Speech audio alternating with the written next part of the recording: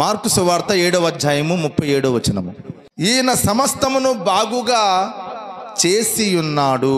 యేసుక్రీస్తు వారు బాగు చేసే దేవుడు అనే సంగతి మీకు నేను జ్ఞాపకం చేయాలని ఆశపడుతున్నాను. ఈ లోకంలో మనిషిని బాగు చేసేవారు ఎవరైనా ఉన్నారంటే మనం ధైర్యంగా చెప్పవచ్చు, అది కేవలం యేసుక్రీస్తు వారు మాత్రమే. దేవుడు తన పిల్లలను వాడుకొని సేవకులను ఏర్పాటు చేసుకొని అనేక మంది జీవితాలను ఆయన బాగు చేస్తూ ఉన్నాడు. బాగు చేసేవాడు ఉంటే ఆ పక్కనే చెడగొట్టేవాడు కూడా ఎప్పుడు ఉంటాడు. బాగు చేసేవాడు ఉన్నాడంటే పాడు చేసేవాడు కూడా ఉంటాడు. లోకంలో పాడు చేసేవాడు కూడా తిరుగుతున్నాడు. దేని కొరకు? పాడు చేయాలని, నాశనం చేయాలని, ఏమండి, కీడు చేయాలని, నష్టము కలిగించాలని, కష్టాల పాలు చేయాలని అపవాది అనేటువంటి వాడు కూడా ఎప్పుడు కూడా తిరుగుతూ ఉంటాడు. యోబు విషయంలో అపవాది గాడి దేవుని దగ్గరికి వెళ్ళి మాట్లాడుతున్నాడు. నువ్వు ఎక్కడి నుంచి వచ్చానంటే అప్పుడు అపవాది గారు అంటున్నాడు కదా, నేను భూమి మీద ఇటు అటు అటు ఇటు తిరుగులాడుతూ ఎక్కడికి వచ్చాను అని చెప్తున్నాడు అండి. ఎందుకు తిరుగులాడుతున్నాడు? ఇంతకే పాడు చేయాలని. ఆడికి పాడు చేయవాడు అని పేరుందండి యెషయా గ్రంథంలో. యెషయా గ్రంథము 14వ అధ్యాయము 17వ వచనము. భూమిని కంపింపజేసి రాజ్యములను వణికించువాడు ఇతడేనా? లోకమును అడవిగా చేసి దాని పట్టణములను పాడు చేయవాడు ఇతడేనా? లోకమును అడవిగా చేసి పట్టణాలు ఏం చేస్తానంటే వాడు పాడు చేసేస్తున్నాడు. అంటే అపవాదిగాడు పాడు చేసేటువంటి వాడు. చూడండి, మంచిగా ఒక వ్యక్తి జీవిస్తున్నాడు అనుకోండి, అతడు దేవుని నమ్మినా నమ్మకపోయినా, ఒక వ్యక్తి మంచిగా బ్రతుకుతున్నాడు అనుకోండి, ఎవడో ఒకడు తగులుతాడు. తగిలి ఏం చేస్తుంటారు? అది ఎప్పుడు ఇంట్లోనే కూర్చుంటావారా? సరదాగా వెళ్ళి తాగుతున్నారా? అరే, అది ఎనర్జీరా. ఈ బీర్ అనేది రోగాలని నయం చేస్తుంట. బీర్ తాగితే రోగాలు పోతాయంటే హాస్పిటల్ ఎందుకు, డాక్టర్ గారు ఎందుకు, మందులు ఎందుకు, మెడికల్ షాపులు ఎందుకు, గవర్నమెంట్ హాస్పిటల్ ఎందుకు, హాస్పిటల్ కోసం పోరాటాలు ఎందుకు, డాక్టర్ల కోసం ధర్నాలు ఎందుకు? అంటే అపవాదిగాడు చెడును కూడా ఎంత మంచిగా ప్రజల హృదయాల్లోకి తీసుకెళ్తున్నాడో ఆలోచించండి. ఇక్కడ చెడును కూడా మంచిగా తీసుకెళ్తాడండి. మనకు తెలియకుండానే వాడి మాయలో మనం పడిపోతాం. మనకు తెలియకుండానే వాడి యొక్క ఆధ్వర్యంలోనికి మనం వెళ్ళిపోతాం. అది మనం గమనించాలండి. ఎందుకంటే అపవాదిగాడు నీ సొంత కుటుంబీకుల్లో నుంచి కానీ, నీ పక్కన తిరిగేటువంటి స్నేహితుల్లో నుంచి కానీ, నీ గ్రామంలో నీకు తెలిసిన నిన్ను ఇష్టపడే వ్యక్తుల్లో నుంచి కానీ నిన్ను పాడు చేయాలని చూస్తుంటాడు. గమనించాలి మనం. ఒక చెడ్డ పని చేయటానికి అందులో మంచిని చెబుతున్నాడంటే అందులో ఎంత మంచి ఉన్నా అది చెడ్డ పనే. స్తోత్రం చెప్పండి. అందులో ఎంత మంచి ఉన్నా అది చెడ్డ పనే. మనం గమనించాలి ఈ విషయాలు. కారణాలు చెప్పుకొని తాగటం కాదు. స్తోత్రం చెప్పండి. తాగుబోతులు అడిగితే ఏమంటాడు చెప్పండి? పొద్దునంతా మేము చాలా కష్టపడి వచ్చామండి, ఒళ్ళన్నీ నొప్పులు, ఏదో ఆ ఒళ్ళు నొప్పులు పోవడానికి అత తాగాలి అయ్యగారు అని అంటుంటారు. మనలో మన మాట అంటే ఒళ్ళు నొప్పులు పోవటానికి ఇక తాగితేనే పోతాయా? ఏమండి, నొప్పులు టాబ్లెట్లు లేవా? చక్కగా వేడి నీళ్ళతో కాపడం పెట్టుకుంటే ఎట్లుంటుంది? హాయిగా ప్రశాంతంగా ఫుల్గా అన్నం తిని పండుకుంటే ఉదయం కల్లా ఏమైపోతాయి? నొప్పులు పోతాయి. కానీ ఆ చెడ్డ పని చేయడానికి ఒక మంచి కారణాన్ని ఎత్తుకుంటారు. మంచి కారణమైన చెడ్డ పని అన్నప్పుడు దానికి దూరముగా ఉండటమే మనకెంతైనా క్షేమం. ఈరోజు అపవాదిగాడు అనేక మందిని ఉపయోగించుకొని, భర్తను ఉపయోగించుకుంటాడు, కొన్నిసార్లు భార్యను ఉపయోగించుకుంటాడు, పిల్లలను ఉపయోగించుకుంటాడు, తల్లిదండ్రులను ఉపయోగించుకుంటాడు, స్నేహితులను ఉపయోగించుకుంటాడు, గ్రామ ప్రజలను ఉపయోగించుకుంటాడు, టీచర్స్ను ఉపయోగించుకుంటాడు, సినిమా హీరోలను ఉపయోగించుకుంటాడు, రాజకీయ నాయకులను ఉపయోగించుకొని ఏ రీతికైనా సరే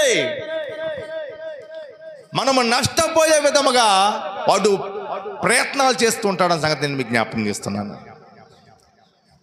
మనము నష్టపోయే విధముగా, మన జీవితాలు పాడైపోయే విధముగా, మన కుటుంబాలు చెల్లాచెదిరిపోయే విధముగా, మన ఆత్మీయ జీవితం దిగజారిపోయే విధముగా, మన విశ్వాస జీవితం దిగజారిపోయే విధముగా అపవాదిగాడు అందరి ద్వారా ప్రయత్నాలు చేస్తుంటాడు. మనం పిచ్చోళం. చెడిపోవడానికి మనం ఎన్ని కారణాలు ఎత్తుకుంటామో. నీకంటే ఒక మంచివాడిని చూసి మనం ఇన్స్పైర్ అవ్వం, నీకంటే భక్తిపరుడిని చూసి ఇన్స్పైర్ అవ్వం. నాకెళ్ళి చూడాలి. ఎవరిని చూస్తాం మనం? మనకంటే ఎవడైతే లీస్ట్గా ఉంటాడో ఆడు నాకంటే ఆడు తక్కువేగా, అంటే ఆడికంటే నేను బెటరే అనుకుంటున్నారో అనుకోవట్లేదు. ఈరోజు చెప్పండి, మనకంటే ఎవరైతే తక్కువగా పాటలు పాడుతున్నారో, మనకంటే ఎక్కువగా తక్కువగా వాక్యం చెబుతున్నారు, మనకంటే ఎక్కువగా మందిరానికి ఎవరైతే అప్పుడప్పుడు వస్తుంటారో, మనకంటే తక్కువగా ఎవరైతే భక్తిని చేస్తున్నారో వాళ్ళని చూసి వాళ్ళకంటే నేను బెటరే అని చెడిపోయేవాడు చెడిపోవడానికి ఇలాంటి కారణాలు ఎత్తుకుంటున్నాడు. కానీ నువ్వేమనుకోవాలి? నీకంటే ఎక్కువగా ఎవరైతే మంచిగా వాక్యం చెబుతున్నారో, నీకంటే ఎక్కువ ఎవరైతే మందిరానికి వెళ్తున్నారో వాళ్ళకంటే ముందుగా నేను అనాలి, వాళ్ళకంటే ఎక్కువ మంచిగా నేను వాక్యం చెప్పాలి, వాళ్ళకంటే ఎక్కువ ఇంకా మంచిగా పాటలు పాడాలి, వాళ్ళకంటే ఎక్కువగా దేవునికి నేను ఇవ్వాలి, వాళ్ళకంటే ఎక్కువగా నేను దేవుని సన్నిధికే రావాలి. ఇలా ఇన్స్పైర్ అవ్వాలి ఎంతమంది ఈ లోకంలో ఉన్నారంటారా? ఎవరు ఇన్స్పైర్ అవుతారో చెప్పండి. దేవుడే, దెయ్యం దెయ్యమే, పరిశుద్ధతే, పాపమే, మందిరమే, గొడవలే. ఆ ఆధ్యాత్మిక జీవితం మనలో ఉండాలి. మందుల్లో ఉన్నప్పుడే బయట కాదు అని అంటున్నామంటే చెప్పండి. ఆత్మీయుల నోట్ల నుంచి ఆ మాట రాదు అసలు. అంటే ఆ మాట నీ నోట్ల నుంచి వస్తుందంటే నువ్వు ఆత్మీయుడివి, ఆత్మీయురాలివి కాదు. పాడవటానికి రూట్ ఏర్పాటు చేసుకున్నావు నువ్వు, అంతే. పాడవటానికి రూట్ ఏర్పాటు చేసుకున్నావు. చెప్పడం మర్చిపోయినా ఆలీళ్ళు పాడు చేయటం కాదు, మనల్ని ఎవ్వరూ పాడు చేయగలరు. మనంతటా మనమే పాడైపోయే రోజులు కూడా మనమే కల్పించుకుంటాం. ఒక్కొక్కసారి మనల్ని పాడు చేసుకుంటాం. మనల్ని ఎవరు పాడు చేయరు. కొంతమంది మన జీవితాన్ని మనమే పాడు చేసుకునే విధంగా మనం ప్రవర్తిస్తూ ఉంటాం. గుర్తుపెట్టుకోండి. ఎందుకు ఈ మాటలు మీకు తెలియజేస్తానంటే, నీ జీవితాన్ని నీవైనా పాడు చేసుకోవచ్చు, నీ అనుకున్న వారైనా పాడు చేయొచ్చు, నీ బంధువులు స్నేహితులు అయినా పాడు చేయవచ్చు, అపవాదిగాడు ఎన్ని రకాలుగానే పాడు చేయొచ్చు. కానీ సమస్తమును బాగు చేసేవాడు యేసుక్రీస్తు వారు మాత్రమే. స్తోత్రం చెప్పండి గట్టిగా. ఆయన మాత్రమే సమస్తాన్ని, దీన్ని దాన్ని అదొకటే ఇదొకటే కాదు, ఆయన సమస్తాన్ని బాగు చేయగలిగిన దేవుడు, బాగు చేసిన దేవుడు అంట. ఆయన మన జీవితాల్లో ఏం బాగు చేస్తాడో కొన్ని విషయాలు మీకు తెలియజేస్తాను. బైబిల్ గ్రంథాలు తెరవండి ఒకసారి. కీర్తన గ్రంథము 147వ అధ్యాయము 3వ వచనము. గుండె చెదరిన వారిని ఆయన బాగు చేయవాడు, వారి గాయములను కట్టువాడు. 2 చేతుల పైకి లేపి స్తోత్రం చెప్పండి. ఆయన ఏం బాగు చేస్తాడంటే మొట్టమొదటిగా మన గుండెను బాగు చేస్తాడు. స్తోత్రం చెప్పు గట్టిగా. గుండెనే ఆధ్యాత్మిక భాషలో హృదయము అని కూడా అంటారు. ఈ గుండెను బాగు చేయవాడు. ఒకవేళ గుండెకు సంబంధించిన రోగాలు ఉంటే గుర్తుపెట్టుకోండి, ఆ గుండెకు సంబంధించినటువంటి ఏ రోగమైనా సరే కూడా బాగు చేయగలిగిన దేవుడు మొట్టమొదటిగా. రెండవదిగా గుండె చెదరిన పరిస్థితులు, భయపడిన పరిస్థితులు, కలవరపడిన పరిస్థితులు, జడిసిపోయిన పరిస్థితులు, కృంగిపోయే పరిస్థితులు, పారిపోయే పరిస్థితులు, ఏమండి మన జీవితాలు మనకు ఎదురైనప్పుడు ఆ గుండె చెదిరిన నీ జీవితాన్ని బాగు చేసేటువంటి ఆయన దేవుడు. ఆయన నిన్ను స్థిరపరిచే దేవుడు, నీకు ధైర్యాన్ని ఇచ్చే దేవుడు, నీ జీవితాన్ని నిలబెట్టే దేవుడు, నీ కాపురాన్ని నిలబెట్టే దేవుడు, నీకు ఆధ్యాత్మిక జీవితాన్ని ఆయన నిలబెట్టేటువంటి దేవుడు. ఎందుకంటే గుండె చెదిరింది అనుకోండి, గూడు కూడా చెదిరిపోయేటువంటి పరిస్థితులు ఖచ్చితంగా వస్తాయి. గుండె చెదరటం వలన చాలామంది గూడు చెదరగొట్టుకుంటున్నారు. గుండె చెదరటం అనేది నీ కష్టాలకి, నీ యొక్క సమస్యలకి, నీ ఇబ్బందులకి సాదృశ్యం.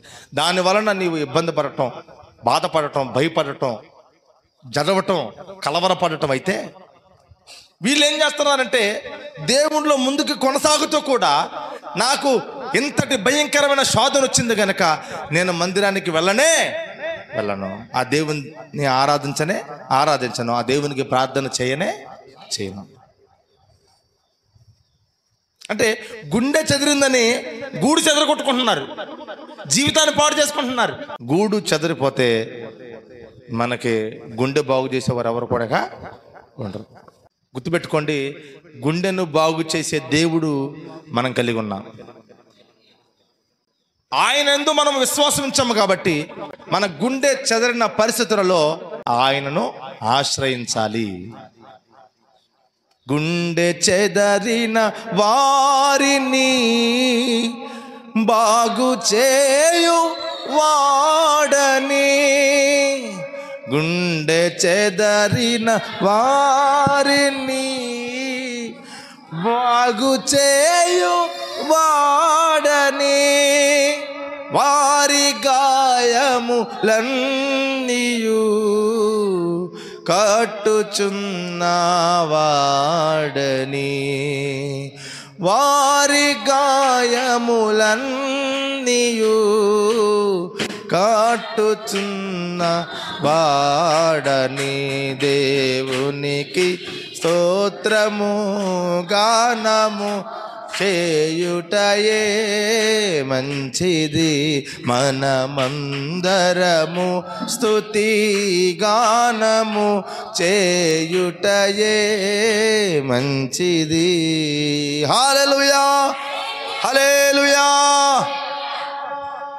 గుండె చెదరిన పరిస్థితుల్లో ఒకవేళ నీవు ఉంటే, ఏమో నీ కుటుంబంలో వ్యక్తులను బట్టేమో, నీ గ్రామంలో ఉన్న వ్యక్తులను బట్టేమో, నీ బంధువులను బట్టేమో, నువ్వు చేసే పని కాడేమో, ఉద్యోగం కాడేమో ఎవరో నిన్ను బాధ పెట్టి ఆత్మీయ జీవితంలో నుంచి వైదొలగించాలని అపవాదిగాడు చేస్తున్న కుట్రలో భాగముగా ఆయన నమ్ముకున్నందుకు, ఆయన మందిరానికి వెళ్తున్న అనేక మంది ద్వారా నువ్వు హింసింపబడుతున్నామేమో, అవమానించబడుతున్నామో, హేళన చేయబడుతున్నామో. అటువంటి పరిస్థితుల్లో భయపడిపోయి, కలవరపడిపోయి, ఆందోళన పడిపోయి, కృంగిపోయి, అరే అనేక మంది ద్వారా నేను ఎందుకు ఇలా బాధపడుతున్నాను, అనేక మంది ద్వారా నేను ఎందుకు ఇలా అవమానపరచబడుతున్నాను, ఎందుకు నా జీవితం, ఎందుకు నా బ్రతుకు అని ఒకవేళ గుండె చెదరిన పరిస్థితుల్లో నీవు ఉన్నావేమో. గూడు కట్టుకోవాల్సిన బాధ్యత నీదే, కానీ గుండెను కట్టే బాధ్యత ఆయనదే. ఈరోజు నీ గుండె చెదిరిందని గూడు పీక్కుంటే నీ జీవితాన్ని ఆయన ఎంత మాత్రమునో కట్టడు.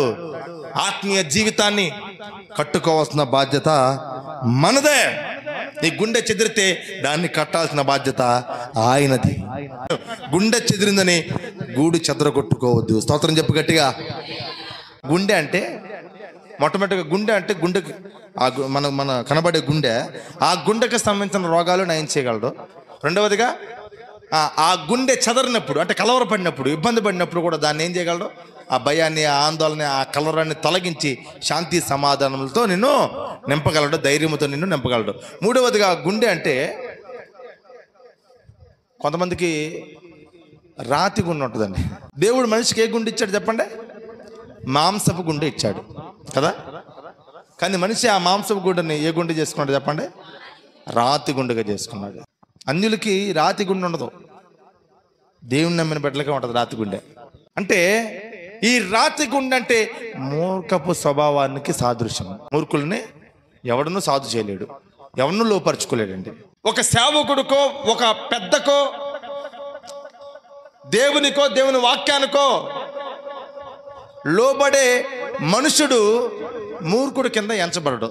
వీళ్ళెవ్వరికి ఒక మనిషి లోబట్టలేదంటే వాళ్ళు ఎవరని అర్థం? మూర్ఖులనే అర్థం. ఎందుకంటే మూర్ఖులకు లోబడే స్వభావం ఉండదు. లోబడే స్వభావం కలిగిన వారు మూర్ఖులు కారు. యెహెజ్కేలు గ్రంథము 36వ అధ్యాయము 26వ వచనము. రాతి గుండె తీసేసి మాంసపు గుండె ఇస్తాను. ఎవరితో అంటున్నాడు ఈ మాట చెప్పండి? ఇజ్రాయేల్తో అంటున్నాడు. అంటే ఇజ్రాయేల్ అంటే ఎవరు? దేవుని బిడ్డలు, ప్రార్థనకి వెళ్ళి. దేవుడు లేడు, ఆ ప్రార్థన ఎందుకు, ఆ వాక్యం ఎందుకు, ఆ సభలకు వెళ్ళటం ఎందుకు, దేవునికి ఇవ్వటం ఎందుకు అని అనుకుంటున్నారంటే వాళ్ళు మూర్ఖులు అని అర్థం. ఎందుకు అని అంటున్నామంటే పక్కనే వచ్చింది ప్రశ్న గుర్తు, వచ్చిందా రాదా? ఆ ప్రశ్న గుర్తు ఎట్లుంటుందంట? ప్రశ్న గుర్తు అంతే ఉంటుందా? ఇక్కడ తిరగట్లేదే, అది చూడ మాకు అయ్యగారు ఎట్టని ప్రశ్న గుర్తు అంటున్నా చూస్తుంది. ఇక్కడ తిరగకపోతే ఎట్లుంటుంది పైన? నాకు స్తోత్రం చెప్పు గట్టిగా, అవునా కాదా?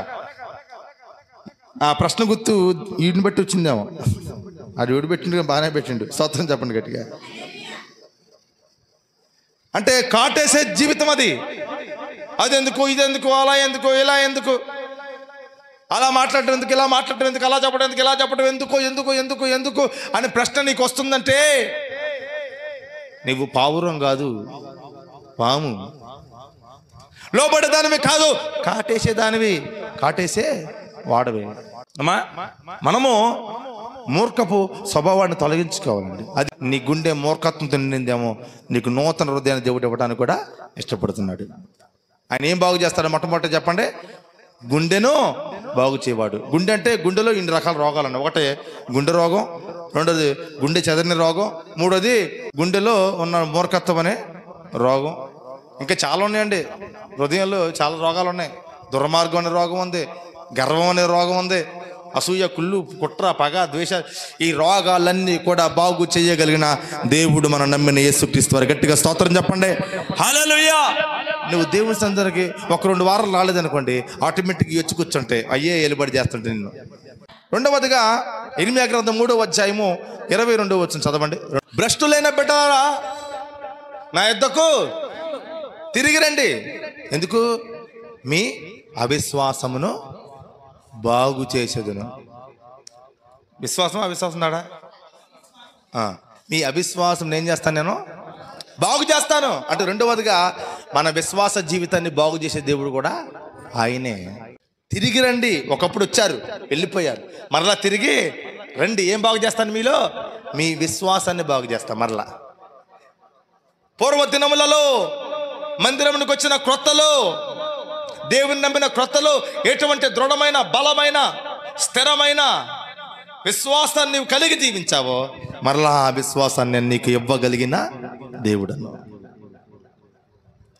నా జీవితం అయిపోయింది, ఇక ఈ బ్రతుకు ఇంతే, ఇక ఈ పరిస్థితి ఇంతే, ఈ భక్తి ఇంతే అని నువ్వు అనుకుంటున్నావు. గుర్తుపెట్టుకో, నీ విశ్వాస జీవితాన్ని కూడా బాగు చేయగలిగిన దేవుడు. యేసైతే ఉన్నంతకాలం బాగానే ఉన్నారు శిష్యులందరూ, రాసుకొని పూసుకొని తిరుగుకుంటా. ఆయన దగ్గర మంచి రుచికరమైన భోజనం దొరుకుతుంది, చేతి నుండి డబ్బులు దొరుకుతున్నాయి. దేవుడు కొన్ని కృపావారులు వారికి అనుగ్రహించాడు, వాటి ద్వారా దేవుని పనిలో వాడబడుతున్నారు, బాగానే ఉంది. ఎప్పుడైతే యేసుక్రీస్తు చెల్లు వేశారో చెల్లా చెదిరైపోయారు. వారి విశ్వాస జీవితం ఏమైపోయింది?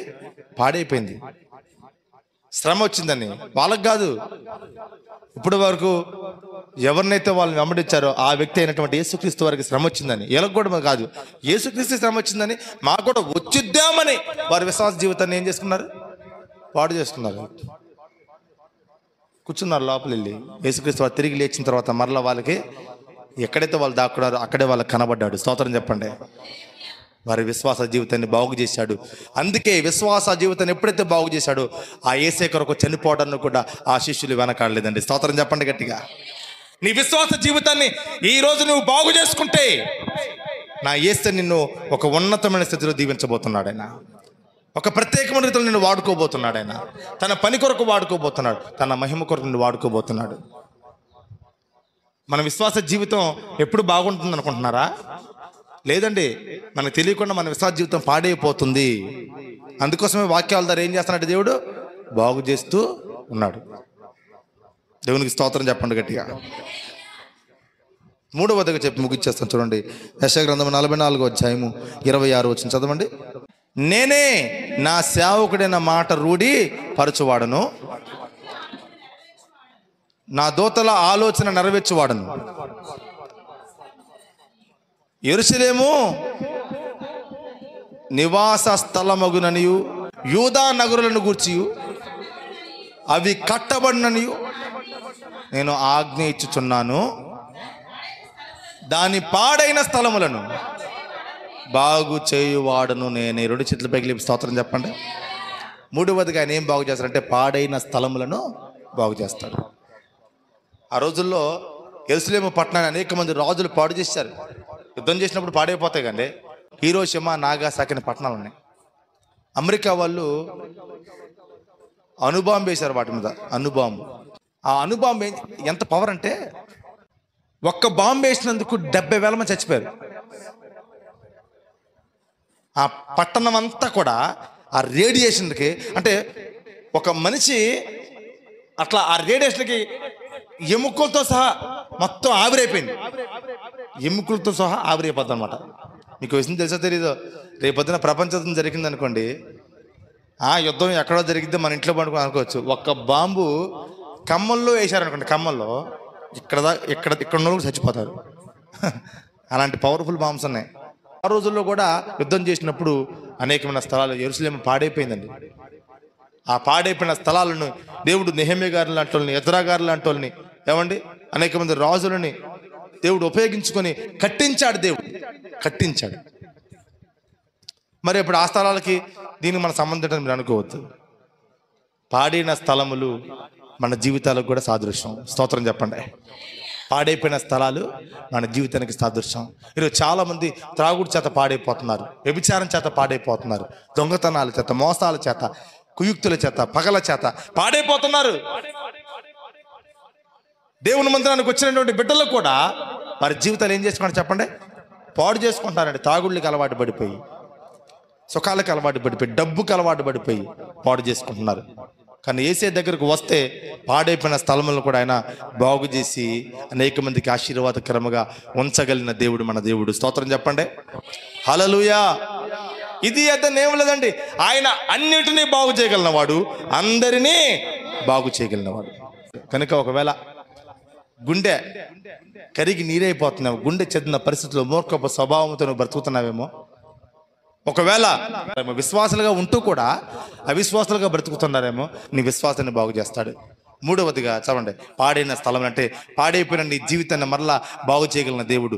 ఒకటే మాట, ఈరోజు నీ జీవితాన్ని దేవుని చేతిలో పెట్టు. ఇదిగో పాడైపోయిన నీ విశ్వాసాన్ని, పాడైపోయిన నీ జీవితాన్ని, పాడైపోయిన నీ గుండె, నీ హృదయాన్ని దేవుడు బాగు చేస్తాడు. తన సాక్షిగా వాడుకుంటాడు, తన రాజ్యంలో చేర్చుకుంటాడు. దేవుడి మాటలు దీవించి ఆశీర్వదించును గాక.